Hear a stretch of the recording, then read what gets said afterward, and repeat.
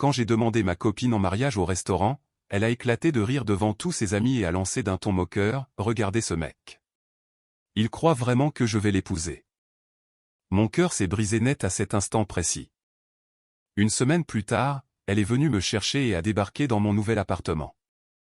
Quand j'ai vu dans quel état elle était, j'ai été complètement stupéfait. Je m'appelle Julien. J'ai 32 ans et je travaille comme ingénieur structure pour un cabinet de taille moyenne à Lyon. Je ne vais pas prétendre être un héros dans cette histoire. Je suis juste un type qui pensait savoir à quoi ressemblait l'amour, qui pensait que 3 ans avec quelqu'un signifiait quelque chose de réel, de permanent. J'avais tort sur beaucoup de points, mais je m'emballe. Elle s'appelait Élodie. Quand nous nous sommes rencontrés, elle finissait son master en marketing et j'avais 2 ans d'expérience dans ma carrière, me sentant enfin assez stable pour envisager un avenir à deux. Elle était magnétique, pas seulement belle, mais vive, drôle, le genre de personne qui pouvait captiver une pièce entière sans même essayer. Je suis tombé amoureux, peut-être trop fort. Avec le recul, je vois les signes que j'ai ratés, les petites fissures que j'ai colmatées parce que je voulais tellement croire en nous. Nous avons emménagé ensemble après 1 an. Elle voulait un appartement en plein centre, sur la presqu'île, quelque chose de moderne avec de grandes baies vitrées et une vue. Je voulais quelque chose que je pouvais réellement me permettre avec mon salaire, mais j'ai fait un compromis. Je faisais toujours des compromis. Le loyer était exorbitant, mais je me disais que c'était un investissement pour notre avenir. Elle contribuait aussi, bien que ses missions de marketing en freelance soient irrégulières. Certains mois, elle gagnait bien sa vie. D'autres mois, je couvrais sa part sans me plaindre. C'est ce que font les partenaires, non? Au bout de la 3e année, je me sentais prêt. J'avais économisé pour une bague. Rien d'ostentatoire, mais un beau diamant taille princesse sur un anneau en platine qui m'a coûté 3 mois de salaire. J'ai prévu la demande pour son anniversaire, le 14 février, la Saint-Valentin. Je sais, c'est cliché à mort, mais elle accordait toujours beaucoup d'importance à ce jour-là et je voulais que ce soit parfait pour elle. J'ai réservé une table au Belvédère, ce restaurant gastronomique qu'elle voulait essayer depuis des mois. Elle avait invité 6 de ses amies à se joindre à nous pour le dîner, Manon, Chloé, Sarah, Julie, Sophie et Léa. Elles étaient toutes là quand j'ai posé un genou à terre juste après l'arrivée du dessert. J'avais répété ce que je voulais dire. Je lui ai dit qu'elle était ma meilleure amie, ma partenaire, mon tout. Je lui ai dit que je ne pouvais pas imaginer un avenir sans elle. L'écrin était ouvert dans ma main. La bague a capté la lumière de la bougie juste comme il faut, et elle a ri. Pas un rire nerveux ou un soupir de bonheur, un rire moqueur et sonore qui a traversé la musique d'ambiance et le murmure des conversations des autres convives. Ses amis l'ont rejointe. Manon a même pouffé bruyamment. Élodie a regardé autour de la table, puis m'a regardé et a dit assez fort pour que les tables voisines entendent, « Regardez ce mec. Il croit vraiment que je vais l'épouser. » Le restaurant est devenu silencieux. Je sentais tous les regards sur nous. Mes genoux étaient toujours au sol. Ma main tenait toujours cette bague. « Élodie, ai-je réussi à dire ?» Ma voix semblait minuscule. « Julien, arrête. Tu pensais vraiment que ça menait quelque part ?» Elle souriait encore, mais il y avait quelque chose de cruel maintenant. Quelque chose que je n'avais jamais vu auparavant. On s'est bien amusé, mais le mariage. Tu peux à peine te payer cet endroit sans stresser pendant des semaines. Tu crois que je veux être coincé avec ça pour toujours? Chloé s'est penchée et a chuchoté quelque chose à Sarah. Elles ont ri toutes les deux. J'ai refermé la boîte, je me suis levé. Mes jambes étaient en coton. Je suis désolé que tu ressentes ça, ai-je dit. Ma voix était étrangement stable, même si tout s'effondrait en moi. J'espère que vous passerez toute une bonne fin de soirée. J'ai marché jusqu'au comptoir, sorti mon portefeuille et payé mon propre repas et mes boissons. Juste les miens. Puis je suis sorti dans le froid de février sans me retourner. Mise à jour 1. J'ai conduit jusqu'à la maison dans un brouillard. L'appartement était sombre quand je suis arrivé. Élodie était toujours au restaurant, célébrant probablement mon humiliation réussie avec ses amis. Je n'ai pas perdu de temps. J'ai sorti mes 2 grands sacs de sport et j'ai commencé à faire mes bagages. Vêtements, ordinateur portable, documents de travail, affaires de toilette, la photo encadrée de mes parents sur ma table de chevet. Je n'ai pris que ce qui était à moi. j'ai laissé les meubles que nous avions achetés ensemble, laissé la vaisselle, laissé la stupide machine à café hors de prix dont elle disait que nous avions absolument besoin. J'ai craché chez mon pote Thomas cette nuit-là. Il vivait dans un T2 dans un quartier plus calme et m'a offert son canapé sans poser de questions. Vers 2 heures du matin, mon téléphone s'est mis à exploser. Des SMS d'Élodie. T'es où, Julien? Arrête ton cinéma. Tu peux pas partir comme ça. Il faut qu'on parle. J'ai éteint mon téléphone. Le lendemain matin, j'ai appelé mon propriétaire. Notre bail était à nos deux noms, mais j'ai expliqué la situation. Je déménageais avec effet immédiat et je voulais que mon nom soit retiré du bail. Il a été étonnamment compréhensif, peut-être parce que je n'avais jamais manqué un paiement en 2 ans. J'ai dit qu'Élodie pouvait rester si elle prenait en charge la totalité du loyer, mais que ça les regardait. J'ai payé ma part jusqu'à la fin du mois, et c'était tout. J'ai trouvé un petit studio dans un vieil immeuble près de mon travail. C'était le tiers de la taille de notre appartement du centre, mais c'était à moi. Le loyer était gérable. Je pouvais respirer à nouveau. J'ai emménagé le 19 février, 5 jours après la demande en mariage. Thomas m'a aidé à récupérer mes affaires au garde-meubles. Ça va aller, mec, a-t-il demandé alors que nous montions des cartons sur 3 étages. Ça ira, ai-je dit, et je le pensais. L'humiliation était encore vive, mais en dessous, il y avait autre chose. Du soulagement, peut-être. Comme si je portais un poids dont je ne réalisais même pas l'existence, et maintenant il avait disparu. J'ai bloqué le numéro d'Élodie. J'ai bloqué ses amis. J'ai supprimé les réseaux sociaux de mon téléphone. J'avais besoin de silence, d'espace pour comprendre qui j'étais sans elle. Le travail est devenu mon encre. Je me suis jeté dans un nouveau projet, un complexe immobilier mixte dans le quartier sud qui nécessitait des calculs de charges complexes et une résolution de problèmes créative. Mon patron l'a remarqué, a complimenté ma concentration. Je restais tard la plupart des soirs, en partie parce que le travail m'intéressait, en partie parce que mon studio vide semblait parfois trop silencieux. Le 26 février, Thomas m'a envoyé un SMS, « Mec, Élodie demande partout où tu habites. » Juste pour info. Je n'ai pas répondu. Qui avait-il à dire? Mise à jour 2. Elle a débarqué le 3 mars, un mardi soir vers 19 h. Je venais de rentrer du travail, toujours en chemise et pantalon de costume, sur le point de faire réchauffer des restes de traiteur chinois. On a frappé à ma porte. 3 coups secs qui semblaient étrangement familiers, même si personne n'aurait dû savoir où j'habitais. J'ai regardé par le Judas. C'était Élodie, mais pas l'Élodie du restaurant. Cette femme n'avait pas l'air bien. Ses cheveux étaient sales, tirés en un chignon négligé. Ses yeux étaient rouges et gonflés. Elle portait un sweatshirt trop grand et un legging qui donnait l'impression qu'elle dormait dedans. Elle a frappé à nouveau, plus désespérément cette fois. Contre mon meilleur jugement, j'ai ouvert la porte mais j'ai laissé la chaîne de sécurité. Julien. Sa voix s'est brisée. S'il te plaît, je dois te parler. Comment tu m'as trouvé? J'ai demandé autour de moi. Ça n'a pas d'importance. S'il te plaît, je peux entrer? Non. Elle a tressailli comme si je l'avais frappée. Julien, s'il te plaît. Tout s'effondre. J'ai perdu l'appartement.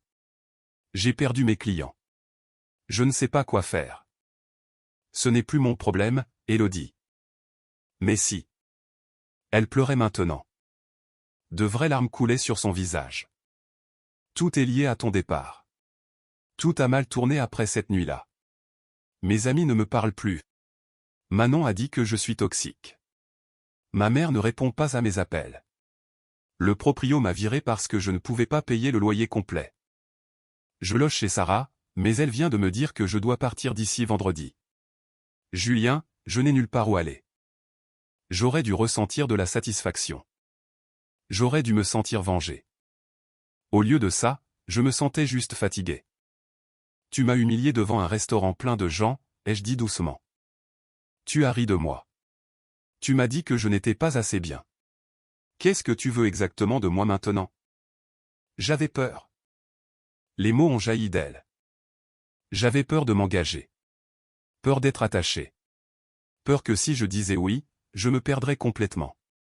Alors, j'ai paniqué et j'ai dit la pire chose à laquelle je pouvais penser parce que je pensais que si je te repoussais assez fort, je n'aurais pas à affronter ce que je ressentais.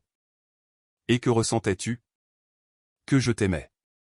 Que je t'aime encore. Que je suis une idiote qui a détruit la meilleure chose de sa vie parce que j'étais trop fier et trop stupide pour voir ce que j'avais. Je l'ai fixée à travers l'entrebâillement de la porte. Elle avait l'air détruite, vidée. Une partie de moi voulait la croire. Une partie de moi se souvenait exactement du son de son rire dans ce restaurant. Élodie, je ne peux pas faire ça. Je ne te demande pas de me reprendre, a-t-elle dit rapidement. Je sais que je ne mérite pas ça. Je demande juste de l'aide. Juste le temps de me remettre sur pied. Une semaine, peut-être 2. Je dormirai par terre. Tu ne sauras même pas que je suis là. Tu dois partir, Élodie. Julien. Tu dois partir, Élodie. Je suis désolé que ta vie s'effondre. Je suis désolé que tu traverses ça. Mais tu as fait tes choix et maintenant tu dois vivre avec, tout comme je dois vivre avec les miens. Elle est restée là un long moment, à me fixer à travers cette ouverture étroite. Puis elle a hoché la tête lentement, a essuyé son visage avec sa manche et s'est détournée. Je l'ai regardée marcher dans le couloir, les épaules voûtées, ses pas résonnant contre les murs. J'ai fermé la porte, verrouillé, je suis resté là dans mon minuscule studio, et j'ai essayé de savoir si je venais de prendre la bonne décision ou la plus cruelle. Mise à jour 3. Je n'ai pas eu de nouvelles d'Élodie pendant 2 semaines. Je me suis replongé dans le travail, j'ai recommencé à aller à la salle de sport, j'ai essayé de reconstruire un semblant de vie normale. Thomas m'a invité à boire un verre un vendredi, et j'y suis allé. On s'est assis dans un bar sportif à regarder un match de foot dont je me fichais, à boire des bières dont je n'avais pas vraiment envie, et ça semblait presque correct, presque normal. Puis le 18 mars, j'ai reçu un appel d'un numéro inconnu. J'ai failli ne pas répondre, mais quelque chose m'a poussé à décrocher. Julien, c'est Manon. L'amie d'Élodie. Celle qui avait pouffé quand elle avait ri de ma demande. Comment tu as eu ce numéro? Ça n'a pas d'importance. Écoute, je dois te dire quelque chose à propos d'Élodie. À propos de cette nuit-là.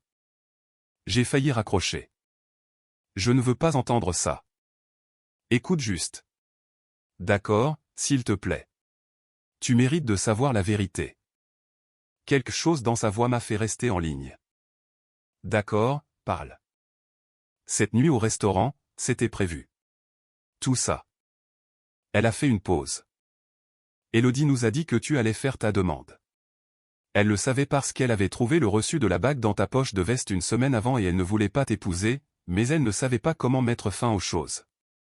Alors, elle a inventé ce plan. Mon estomac s'est noué. Quel genre de plan?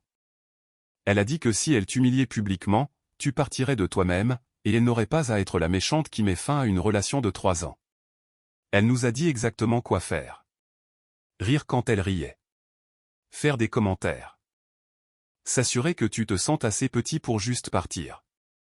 Elle a dit que c'était plus gentil que de faire traîner les choses. Je ne pouvais pas parler, je ne pouvais pas respirer.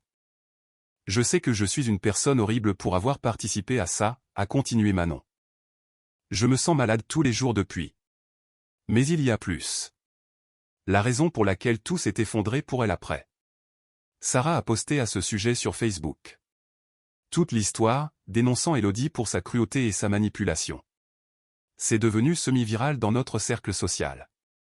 Ses clients l'ont vu. Il s'avère qu'humilier publiquement son petit ami de longue date est mauvais pour les affaires quand on travaille et de gérer les réseaux sociaux pour des marques familiales. Sa mère l'a vu. Tout le monde l'a vu et ils l'ont tous coupé. Pourquoi tu me dis ça? Parce qu'elle m'appelle, m'envoie des SMS, débarque à mon appartement. Elle continue de dire qu'elle doit arranger les choses avec Julien parce que c'est le seul moyen de réparer sa réputation. Elle pense que si elle peut te récupérer, elle pourra inventer une histoire comme quoi c'était un malentendu. Montrer à tout le monde qu'elle n'est pas la méchante. Elle ne t'aime pas vraiment, Julien. Elle est juste désespérée. La ligne est devenue silencieuse à part le bruit de ma propre respiration. Je suis désolé, a dit Manon doucement. Je suis désolé pour ma part là-dedans. Je suis désolé d'avoir mis autant de temps à te le dire, mais tu devais savoir avant qu'elle ne tente autre chose. Elle a raccroché avant que je puisse répondre. Je suis resté assis sur mon canapé, le téléphone toujours pressé contre mon oreille, à assimiler ce que je venais d'entendre. La demande n'était pas juste un moment de panique ou de peur. C'était calculé, prémédité. Elle avait rassemblé ses amis comme un public pour une performance et j'avais été la chute de la blague. Mon téléphone a vibré. Un SMS d'un autre numéro inconnu. C'est Elodie. J'utilise le téléphone de Sarah parce que tu m'as bloqué. S'il te plaît, je t'en supplie. On peut se voir? J'ai besoin de tout expliquer. J'ai besoin que tu comprennes. Je suis dans un hôtel Formule 1 en périphérie, chambre 237. S'il te plaît, Julien. S'il te plaît. J'ai fixé ce message pendant un long moment. Puis j'ai fait quelque chose que j'aurais dû faire il y a des semaines. J'ai fait une capture d'écran et je l'ai sauvegardée. Pas parce que je prévoyais de répondre, mais parce que j'avais besoin d'une preuve. La preuve que c'était réel, que je n'étais pas fou, que je n'avais pas imaginé à quel point c'était devenu grave. Puis j'ai supprimé le message et bloqué ce numéro aussi. Dernière mise à jour. 3 mois se sont écoulés depuis cette nuit au Belvédère. Nous sommes maintenant début juin et ma vie ne ressemble en rien à ce qu'elle était en février. J'ai eu une promotion au travail, chef de projet senior avec une augmentation significative et ma propre équipe. Le projet dans lequel je m'étais investi a été terminé en avance et en dessous du budget. Et mon patron a clairement fait savoir que mon dévouement n'était pas passé inaperçu. J'ai déménagé dans un meilleur appartement, toujours modeste, mais avec de l'espace et de la lumière naturelle, et un petit balcon où je peux boire mon café le matin. Thomas m'a arrangé un rendez-vous avec la collègue de sa copine, une femme nommée Camille, qui travaille dans l'administration hospitalière. Nous sommes allés dîner, pas au Belvédère évidemment, et avons parlé pendant 3 heures de tout et de rien. Je ne sais pas si ça deviendra quelque chose de sérieux, mais ça faisait du bien de connecter avec quelqu'un de nouveau, quelqu'un qui ne venait pas avec le poids de la trahison et de la manipulation. Quant à Elodie, j'ai entendu dire qu'elle était retournée dans sa ville natale quelque part dans la Creuse. Apparemment, ses parents l'ont finalement accueillie après qu'elle ait épuisé toutes les autres options. Sa présence sur les réseaux sociaux, autrefois soigneusement organisée et gérée professionnellement, a disparu. Je n'ai pas regardé ses profils directement, mais la copine de Thomas l'a mentionné en passant. Je n'ai pas demandé de détails. Manon m'a envoyé un dernier message fin avril, je sais que je n'ai pas le droit de demander, mais j'espère que tu vas bien. Pour ce que ça vaut, ce qui t'est arrivé a changé ma façon de penser à la loyauté et à l'amitié. J'ai quitté ce groupe d'amis. Il y a des choses dont on ne revient pas. Je n'ai pas répondu, mais j'ai apprécié quand même. La bague est toujours dans le tiroir de ma commode. Je n'arrive pas à me résoudre à la rendre. Ça ressemble à admettre la défaite d'une certaine manière, comme la laisser gagner. Peut-être qu'un jour je la ramènerai au bijoutier. Peut-être qu'un jour je la donnerai à quelqu'un qui la mérite vraiment. Pour l'instant, elle reste où elle est, un petit rappel de la pire nuit de ma vie et de tout ce qui a suivi. Je ne pense plus à Elodie. Quand je le fais, ce n'est pas avec colère ni même tristesse. C'est plus comme regarder une étrangère. Quelqu'un que je connaissais mais que je ne reconnais pas vraiment. Le Julien qu'il aimait, qui a planifié cette demande, qui croyait en leur avenir ensemble. Il est parti. Je suis quelqu'un de différent maintenant. Quelqu'un de plus dur peut-être, mais aussi quelqu'un de plus intelligent. Quelqu'un qui sait que l'amour ne devrait pas vous obliger à vous faire tout petit, à faire constamment des compromis, à accepter d'être la chute de la blague de quelqu'un d'autre. Il y a quelques semaines, je marchais en ville après le travail et j'ai vu un couple à une table en terrasse d'un café.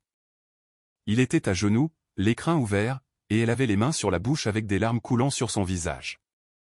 Elle a dit oui, et tout le monde autour d'eux a applaudi. Je me suis arrêté et j'ai regardé un moment, et je n'ai rien ressenti. Pas d'amertume, pas d'envie, juste une sorte d'espoir distant qu'il s'en sortirait mieux que moi. Puis j'ai continué à marcher. J'avais ma propre vie à reprendre. Et bien. Quelques personnes ont demandé si j'avais tourné la page ou confronté Elodie directement après avoir appris que tout était planifié. Je ne l'ai pas fait. À quoi bon? Elle a fait ses choix, manipulé la situation pour obtenir le résultat qu'elle voulait, et a ensuite affronté les conséquences quand ça s'est retourné contre elle. La confronter n'aurait rien changé. Ça ne m'aurait pas fait me sentir mieux, et ça n'aurait certainement pas fait d'elle une meilleure personne. Parfois, La meilleure façon de tourner la page est juste de partir et de ne pas se retourner. Eddie 2. Oui, je vois un psy maintenant. J'ai commencé en avril. Il s'avère que voir sa vie imploser dans un restaurant public affecte sérieusement votre capacité à faire confiance aux gens. Mon thérapeute m'a été utile pour travailler sur la colère et le sentiment d'avoir été complètement dupé. Je le recommande vivement si vous traversez quelque chose de similaire.